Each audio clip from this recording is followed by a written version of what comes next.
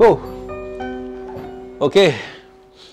Baru lepas sanitize rumah, alang-alang kita shoot satu video rakaman part 2. Okey. Baik, Assalamualaikum warahmatullahi kepada tuan-tuan dan puan-puan, kepada semua kawan-kawan. Salam sejahtera dan terima kasih kerana menonton channel AY Studio pada kali ini. Perkongsian yang aku akan cerita kesinambungan di mana kalau ada yang dah pernah menonton di channel Dark Tourism Malaysia, pengalaman aku di sebuah rumah yang pernah aku ceritakan, boleh tonton. Kalau yang mana belum tonton, boleh aku letakkan di description ini, di mana aku mengalami gangguan yang aneh dan ketika itu aku berpindah dan bila dah tak boleh nak hadap gangguan tu, aku berpindah ke bilik lain lah. Baik, boleh tonton. Bersama dengan Linda, silakan Linda, dua lagu secara solo dan satu lagu duet dengan Abang Syah. Silakan Linda. Dan Linda tu lagu yang pertama memilih lagu daripada kumpulan Data, Permaisura. Jika lelakinya ni lagu perempuan, Permaisuri.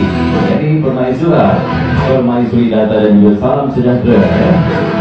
Okey, Linda pun dah sampai. Ambil yang itu okey. Kenangan Go lagu yang pertama. Dengan siapa pula lagu yang kedua ni, boy? Syam. Okey, kita bersama dengan Syam. Silakan Syam untuk lagu yang berjudul Isabel. Okey, kita bawa kesinambungan daripada pengalaman daripada gangguan yang pernah berlaku pada aku di sebuah lagi lokasi di mana setelah aku berpindah dari rumah British tersebut dan dah bagi tahu kepada abang pakcik security tu, aku cakap aku dah tak boleh nak hadap kerana gangguan ni agak keras juga. Dan pakcik tu pun akur dan dia pun fahamlah apa yang berlaku sebab dia pun dah alami hal yang sama. Dan ketika itu aku berbincang dengan ada kawan aku ni. Dia kata dekat belakang restoran karaoke ni ada satu store, bilik yang dah tak digunakan lagi. Dulu dikatakan digunakan sebagai store. Bila aku tengok agak teruk jugalah kan, tapi bolehlah sekadar untuk rehat-rehat untuk relax, santai-santai bolehlah sebab dekat dengan bilik air kalau nak mandi ke kan. Bila aku tengok dia duduk agak tercurut dekat belakang juga. Sebelum tu tak ada orang duduk situ. Rasanya dulu yang sebelah ada 3 bilik. Satu dijadikan surau, yang bilik tengah tu dijadikan store, yang bilik hujung tu dijadikan bilik jugalah, bilik untuk tukang masak. Tapi masa tu tukang masak pun berulang-alik. Dan bilik belakang tu pun aku kemas juga. Alang-alang kemas bilik belakang tu kemas. Cuma bilik tu tak adalah bersama ni, dia cukup-cukup lah. Dapatlah dalam 2 katil untuk kami rehat. Dan setelah tu kemas cantik lah, kemas, cuci apa semua. Bilik belakang tu pun kami cuci juga kan. Bilik yang bestnya, bilik tu tak dikenakan sebarang bayaran apa-apa lah. Duduk je lah sebab bilik tu pun memang sebenarnya tak ada secure sangat. Memang tak selamat, kena jaga betul-betul lah. Memang betul, memang tak selamat bilik tu sebab dia bilik partition plywood je. So kalau kunci tu pun kalau diorang tenang pun memang pecah lah. Kalau nak simpan pun simpan barang yang tidak berharga lah, macam baju-baju boleh lah. Tapi aku silap pada tu, aku bawa PC aku sebab aku nak buat kerja kan. Dengan kamera aku, kamera hilang. 2 kamera aku hilang, kamera yang besar dengan kamera yang kecil, dua-dua Lego. Memang tak tahulah, bukan nasib, bukan rezeki aku hilang. Baik, aku bukan nak cerita pasal kamera hilang, bukan nak cerita pasal apa.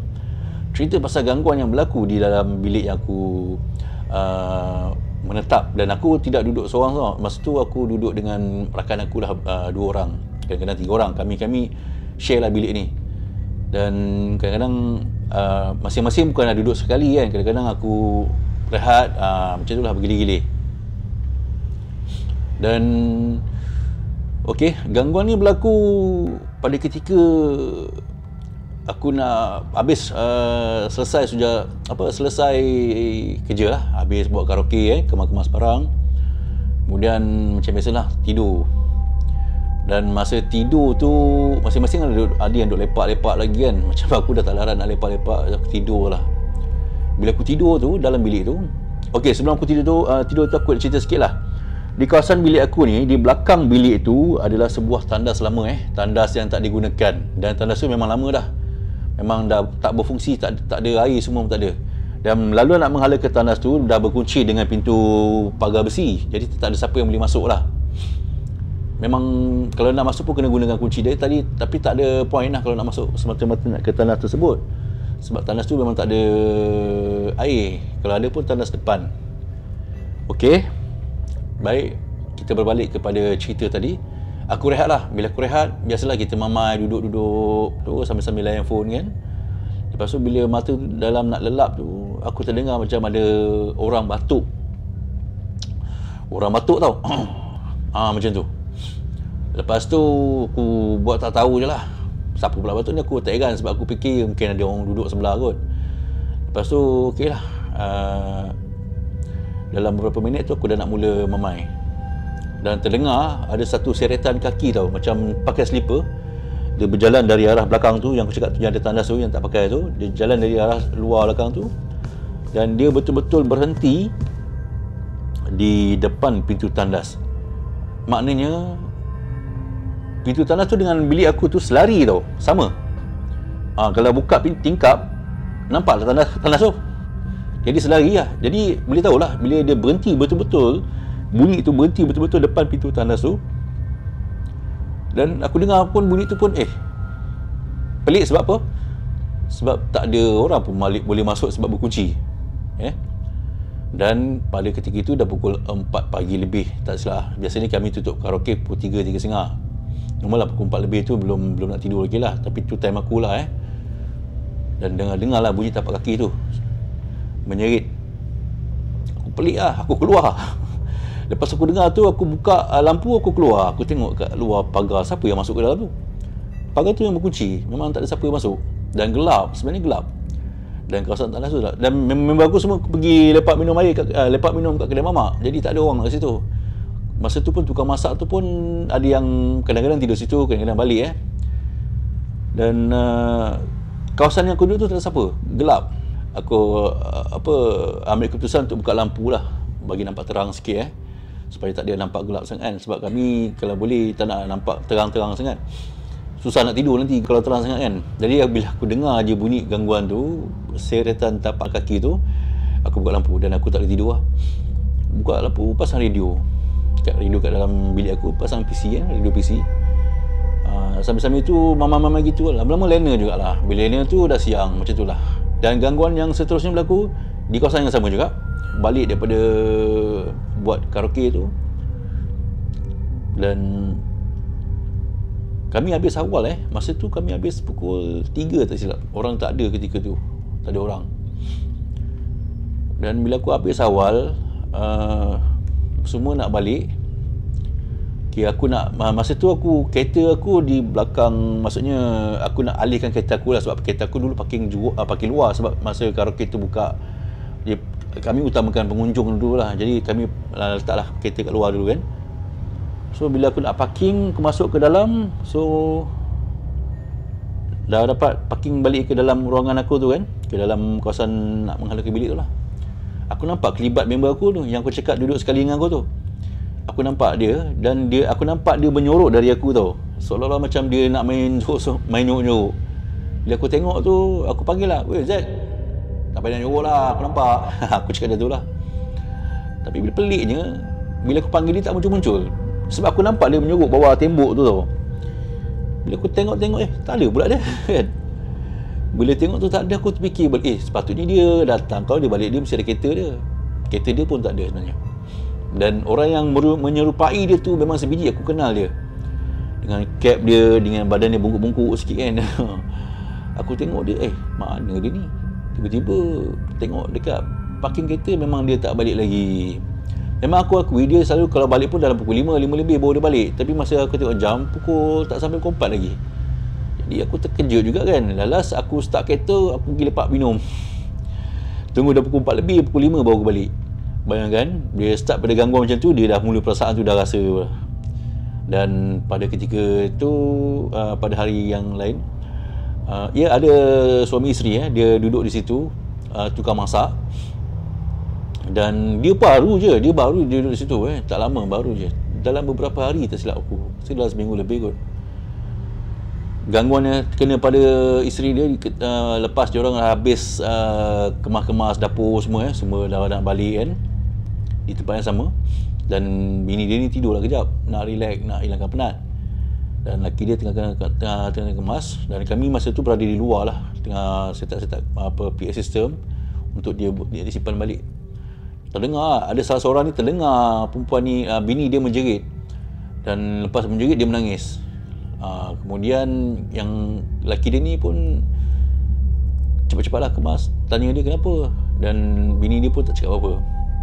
Bini dia menangis je, dia nak balik. Lepas tu dia kata dia ada nampak kan. Dia kata macam tu lah. Kami tak nak tanya apa-apa sebab tahu keadaan macam tu, takkan kita tanya macam-macam kan.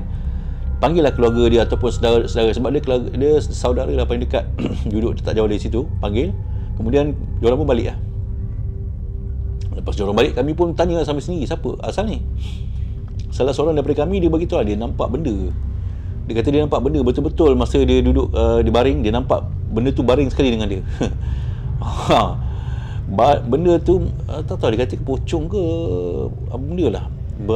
Dia baring sekali sebelah bini dia.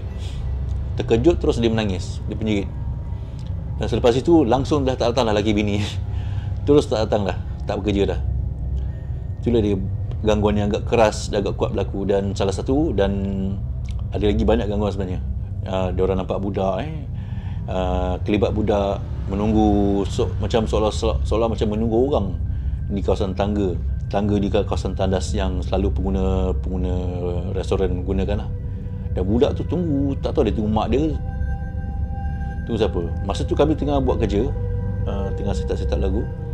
Ada kawan aku ni tanya, "Mei, ada budak tu, dia siapa dia?" Budak mana? Masa tu kami tengah nak kemas-kemas lah, orang pun dah tak ramai. Bila fikir balik budak mana, kami pergi balik tengok tak ada. Bila pergi balik tengok tak ada, tu tanya balik kepada member ni, "Mana budak tu?" "Tadi ada kat belakang," kata dia. "Sekarang dah tak ada." Yang tu yang kami pelik. Mula-mula ada, lepas tu tak ada. Itu kejadian dia. Dan kejadian yang lain, salah seorang orang luar katanya Mak Saleh. Masa tu aku tak ada, tapi kawan aku cerita, aku tengah kemas kat depan sebab aku bahagian depan. Mak Saleh tu datang dari arah belakang tau. Dia datang daripada belakang tu, kemudian datang ke arah kawan-kawan kami. Dan kami masa tu dah kemas-kemas karaoke dah, kira dah tak ada orang menyanyi kan. Sambil-sambil kemas tu borak-borak.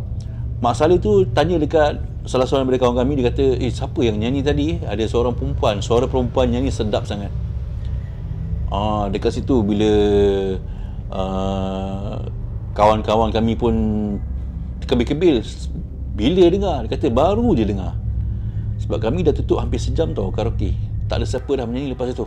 Tapi Mak Saleh ni kata dia baru sangat dengar, sebab tu dia datang ke arah kami, dia nak tengok siapa yang nyanyi. Dan kawan kami pun bagi tahu kepada Mak Saleh ni, dia kata tak ada siapa. Dia cakap bahasa orang putih kot. Dia kata tak ada siapa sebab dah tutup, dah 1 jam lebih dah tutup, memang tak ada siapa nyanyi. Kemudian masa dia tu belah kemudian member aku tanya, "Mei, ada siapa nyanyi perempuan lepas ni?" "Mana ada, tak ada siapa nyanyi perempuan, semua budak kita nyanyi kan. Budak perempuan tak ada pun." Jadi kat situlah yang memelikkan kami. Ada pertanyaan daripada rakan kami di belakang. Dia kata Mak Saleh datang tak tahu daripada mana. Dia tanya kami, dia sebab dia belakang tu pagar. Lepas tu dia panggil kami lah. Kami bercakap melalui antara pagar lah. Dia tanya. Kemudian kami pun tak boleh jawab sebab kami pun tak tahu. So yang setahu kami, yang kawan kami, kawan aku cakap lah, setahu kami selepas itu tak ada orang dah, semua dah tutup. Jadi kejadian tu yang membuatkan kami rasa apa, pelik. Mungkin yalah, ada penunggu yang menunggu, yang menyanyi kat situ ya, tak dinafikan banyak gangguan yang berlaku. Ada yang nampak, ada yang macam-macam. Dan kami pernah memanggil ustaz untuk melihat kawasan di tempat itu. dan Ustaz menyatakan bahawa di sini banyak sangat kadam. Kawasan restoran ini banyak sangat kadam, sebab sebelum ini ada juga peniaga-peniaga yang dikatakan membawa kadam. Wallahualam, kita pun tak dapat nak pastikan betul atau tidak, tapi memang bila diorang kata, Ustaz beritahu kalau boleh cuci balik tempat ni, bagi clear balik, sebab memang bila kami pusing sekeliling kawasan nampak botol warna ikat warna kuning, macam-macam. Ada yang nak memperlakukan macam-macam pada restoran yang kami duduk ni, dan ada juga macam-macam hal lah yang berlaku.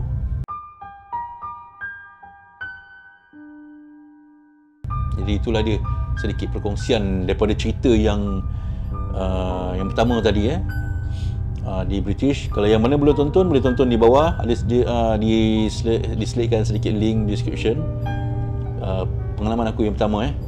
Dan kawasan yang dimasukkan yang aku ceritakan ini, kalau yang kenal lah, yang tak kenal tak apa, selamat berkenalan.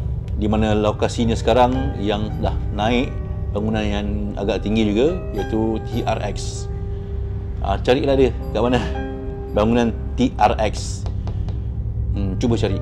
Itulah dia lokasi yang pernah kami duduk bekerja di sini. Kalau yang menonton ni pernah kawan dengan kami, mungkin mereka tahu lah di mana lokasi tersebut. Okey, sampai di sini saja pertemuan kami, video kami kali ini. InsyaAllah kita akan jumpa pada video yang akan datang. Terima kasih kerana menonton. Okey, jumpa lagi. Assalamualaikum. Ciao.